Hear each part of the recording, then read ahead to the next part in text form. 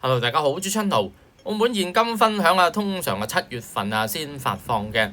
今日政府就通知咗啦，話合資格央積金帳戶咧會繼續注資7000蚊。特區政府今日刊登行政長官嘅批示，話符合法定要件嘅非強制央積金個人帳戶擁有人喺2026年度獲發放預算盈餘特別分配款項，金額都係7000蚊嘅。批示自公佈日起咧就會生效。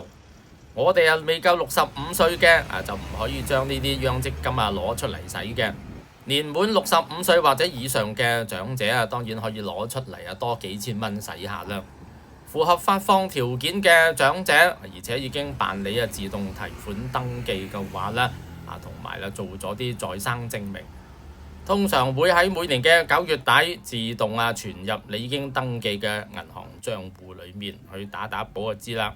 如果你年滿65歲想攞啲錢出嚟使未辦理自動提款登記咧就可以去辦理啦。申請時間據了解通常係8月份開始係嘛？申請批准之後啦，第一次通常個款項咧喺10月下旬或者之後咧存入你嘅指定帳戶裡面嘅。當然啦，嗰啲批發時間都係前2年嘅普遍做法至於今年確實幾時派咧需要以社會保障基金官方最新嘅公佈為準。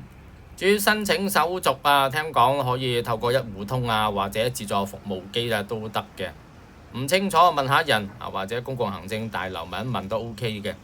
但千祈唔好搞錯要攞啲央積金出嚟使一定要年滿65歲以上仲要合乎條件添。例如嗰啲長期唔喺澳門或者唔喺澳門住嘅長者就冇份㗎啦。